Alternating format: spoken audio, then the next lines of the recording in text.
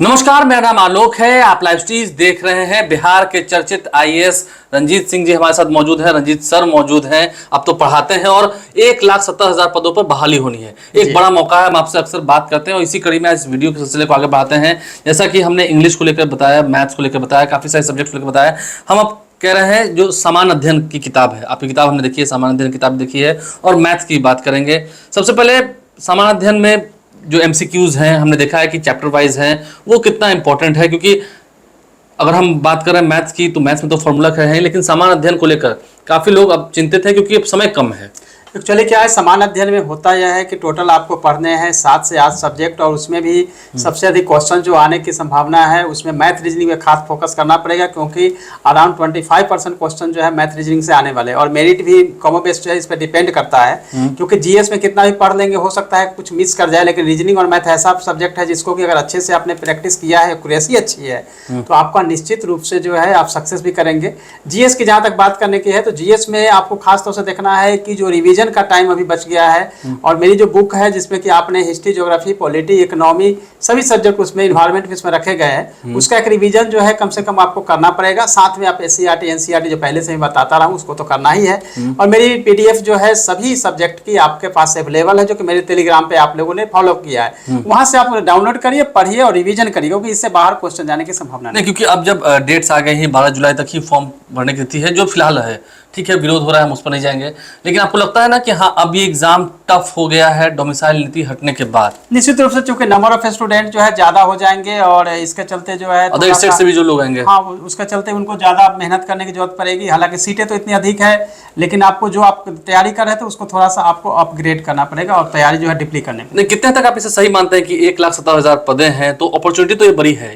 Opportunity बड़ी है, क्योंकि पिछली बार जब 6th बैच का भी हो रहा था, तो जहाँ 90,000 94,000 सीटें थी, वहाँ पे सीटें जो भरी गई थी वो लगभग 60,000 के आसपास, 30,000 सीटें उस समय भी खाली रह गई थी। तो एलिजिबिलिटी जो है उसके हिसाब से देखें तो जो कैटेगरी में या फिर जो गर्ल्स की सीटें हैं वो खाली रह गई थी। इस बार भी जो सीटें हैं उसके हिसाब से देखें तो अपॉर्चुनिटी अच्छी है। आप सभी अगर प्रिपरेशन अच्छे से करेंगे तो सक्सेस जरूर होंगे। लेकिन जो चीज़ें हुई है उसके बारे में कमेंट्स करना थोड़ा मुश्किल है, लेकिन आप फोकस करिए, क्योंकि मतलब विरोध करने के लिए नहीं, लेकिन पढ़ने के लिए तो समय सच में कम है। हाँ, क्योंकि समय कम है, और आपको पढ़ाई पे फोकस करेंगे तो मेरे ख्याल से ज्यादा बेटर होगा। अच्छा, निगेटिव मार्किंग के बारे में जब बात हुई थी पहले वाली वीडियो में, आपने खुल के उतना नहीं कहा था, लेकिन अब जब निगेटिव मार्किंग को लेकर सब कुछ स्पष्ट हो गया है, तो लगता है कि निगेटिव मार्किंग से बचना है। कैसे बचना है, इसके तरीके देखिए। निगेटिव मार्किंग से बचने का सबसे आसान तरीका यह होता है कि सबसे पहले अगर रिवीजन अच्छे से करेंगे तो कंफ्यूजन नहीं होगा। कोई भी क्वेश्चन में अगर कंफ्यूजन आपके पास सामने नहीं रहेगा तो आप सही मार्क कर पाएंगे, पहला।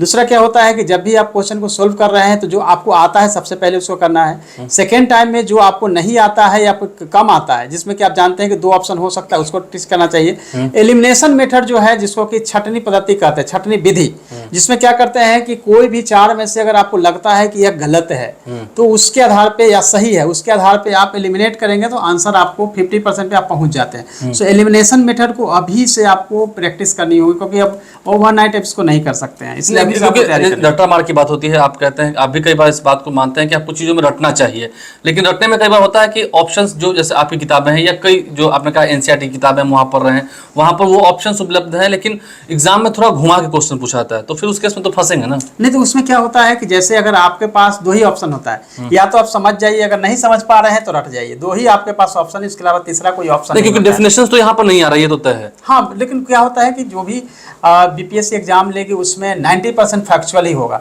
जब फैक्चुअल है तो रटना ही आपके पास ऑप्शन होता है, बाकी कोई आपके पास ऑप्शन नहीं है। अगर हम मैथ्स पर भी आए तो आपकी किताबों में हम देख रहे थे कि फॉर्मूलाज भी दिए थे, शुरू में फॉर्मूलाज दिए हुए। देखिए, रंजीत सर की किताबें जो है वो प्रभात पब्लिकेशंस के द्वारा पब्लिश्ड हैं, इन्होंने खुद अपने से उन किताबों को गढ़ा है। हम जब मैथ्स की देख रहे थे किताबें, वहाँ पर फॉर्मूलाज थे, तो आप इस बात को मानते हैं कि फॉर्मूलाज को पहले समझ लेना ज़्यादा अच्छा रहेगा, क्योंकि वहाँ पर तो डिजिट बदल देते हैं ना जी। उसमें क्या होता है कि सबसे पहले तो आप प्रोसेस को समझ लीजिए, जिसमें उसमें 24 चैप्टर्स दिए गए, जहाँ से क्वेश्चन आपके सबके सब आएंगे। तो 24 चैप्टर्स को पहले तो आप देख लीजिए। 24 चैप्टर से क्वेश्चन आएंगे? हाँ, बिल्कुल, क्योंकि वो अर्थमेटिक, ज्योमेट्री जितने भी हो सकते हैं सभी को उसमें कवर किया गया है, और 10th लेवल का बनाया गया है। तो उसके हिसाब से पहले तो आप प्रोसेस को समझ लें।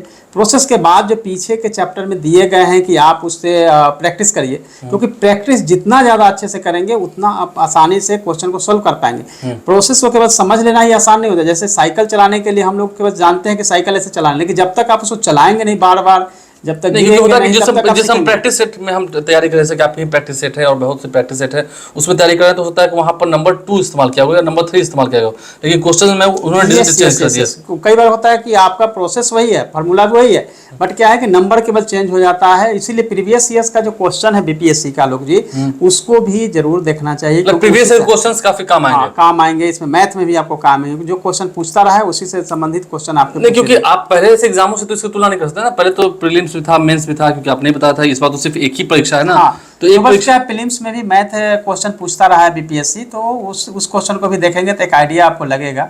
और चूंकि 10th स्टैंडर्ड का आना है मैथ, तो उसके हिसाब से देखेंगे, तब 10th का बुक भी लेंगे तो आपको आइडिया लग नहीं, जाएगा। क्योंकि 3 है सेक्शन, प्राइमरी सेक्शन के लिए है, सेकेंडरी के लिए है, फिर हायर एजुकेशन के जी, लिए, जी। तो तीनों के स्टैंडर्ड तो अलग होंगे। अलग अलग होंगे, लेकिन क्या है कि जैसे अगर हमारे 40 क्वेश्चन का होता है माध्यमिक उच्च माध्यमिक का, तो थोड़े उसके अपग्रेड हो सकते हैं, थोड़े डिफिकल्ट होंगे, लेकिन 1 से 5 में तो बिल्कुल आसान क्वेश्चन आएंगे ही उसमें कुछ नहीं, अब जब तैयारियों की बात हो रही है, अब समय भी काफी कम है, आप मानते हैं, क्योंकि पूरा आज तारीख है 1 जुलाई, हम जब वीडियो शूट करें 1 जुलाई तारीख है, और अब समय लगभग देखिए तो 1.5 महीना ही रह गया है। इन 1.5 महीनों में, क्योंकि अब तो रात को जागकर पढ़ना होगा, ये तो तय है, अब थोड़ा पढ़ना होगा। अब चूंकि पढ़ने का जो आपका तरीका है उसको थोड़ा चेंज करना पड़ेगा, रात पढ़े या दिन पढ़े उससे कोई फर्क नहीं नहीं, समय पड़ता देना है। होगा, लेकिन एटलीस्ट जो है, अब मैं कहता था 8-10 घंटे, अब मुझे लगता है 12 घंटा कम से कम पढ़ना क्योंकि पड़ेगा। कंपटीशन हार्ड हो गया। और उनको एटलीस्ट जो है 3 घंटे समय जो है प्रैक्टिस में लगाना पड़ेगा। एक प्रैक्टिस सेट डेली करना पड़ेगा, और प्रीवियस ईयर का क्वेश्चन तो करें ही। मेरी भी जो है वो प्रैक्टिस सेट इंग्लिश हिंदी दोनों में ही है अवेलेबल। इंग्लिश दोनों में प्रैक्टिस सेट है। आपको लगता है कि आपने कम से कम 50-60 उसमें प्रैक्टिस सेट रखे हैं, एक दिन में एक हो जाएंगे? क्योंकि अभी 20 का ही रखा गया था, उसके अलावा भी देखेंगे एनसीईआरटी की, मेरी जो एनसीईआरटी बेस्ड प्रैक्टिस सेट है एमसीक्यू की, उसमें हर सब्जेक्ट का, हिस्ट्री है, ज्योग्राफी है, पॉलिटी है, इकोनॉमी है। क्योंकि आपने उसमें अपनी किताबों में भी जिक्र किया है कि एनसीईआरटी बेस्ड क्वेश्चन है, ज्यादा फोकस एनसीईआरटी पर है। एनसीईआरटी पे फोकस इसलिए है क्योंकि बीपीएससी ने कह ही दिया है कि आपको एनसीईआरटी बेस्ड ही क्वेश्चन पूछा जाएगा, तो पता हो चुका है कि कहाँ से क्वेश्चन आएगा, कहाँ से सिलेबस आएंगे। लेकिन हाँ, कुछ फैक्ट तो हो सकता है कि आउट ऑफ सिलेबस आए, लेकिन 90% क्वेश्चन वहीं से आना है, तो उसी को रट जाना है, पढ़ जाना है, और मैक्सिमम जो है आपको रिवीजन करना है। कम से कम 6-7 बार तो रिवीजन करना ही करना पड़ेगा, तभी आपको कंफ्यूजन नहीं होगा एग्जाम। नहीं, क्योंकि आप ये मान रहे हैं ना कि अब लड़ाई और बड़ी हो गई है। आपकी मुस्कान बता रही है कि लड़ाई बड़ी हो गई है। निश्चित रूप से, क्योंकि आपके लिए एग्जाम टफ है, तो टफ के हिसाब से सोचना है, कभी इजी लेकर हालांकि पहली बार जब ये परीक्षा हो रही है बीपीएससी के माध्यम से शिक्षकों के बिहार में भर्ती, क्योंकि आप भी प्राइमरी एजुकेशन के डायरेक्टर रहे हैं, उस वक्त तक आपके पास भी कई सारे आइडियाज हैं, उस वक्त ऐसी बहालियां नहीं होती थी।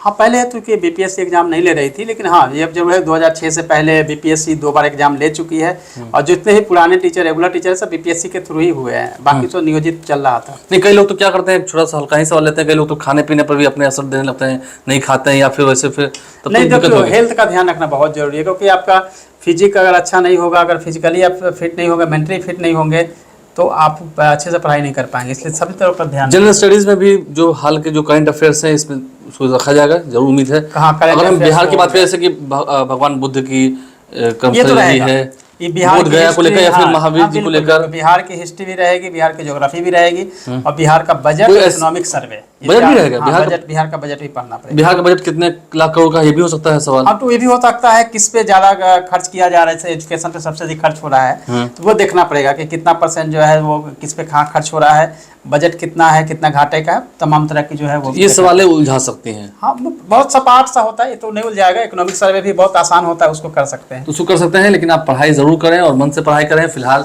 ठीक है, विरोधाभास कुछ लोग कर रहे हैं, कई लोगों की कई सारी मांगे हैं, वो होती हैं, लेकिन अगर आप पढ़ेंगे नहीं तो फिर अगस्त में परीक्षा कैसे देंगे, और आगे परीक्षा देनी है, आपको राजकर्मी का दर्जा पाना है, तो इतना तो संघर्ष करना होगा। हाँ, तो स्ट्रगल ही है, पूरी लाइफ ही स्ट्रगल है। और अभी 2 महीने संघर्ष करने होंगे। हाँ, बिल्कुल, उनको पढ़ना पड़ेगा, उनको पढ़ना पड़ेगा। आप लाइव से बन रहे हैं, आपका बहुत बहुत शुक्रिया सर, जो आप ऐसे जो डाउट्स हैं लोगों के मन में उसे क्लियर कर रहे हैं। नेगेटिव मार्किंग को लेकर भी आपने इस वीडियो में विस्तार से बता दिया कि बचना है, थोड़ा सा बचना है।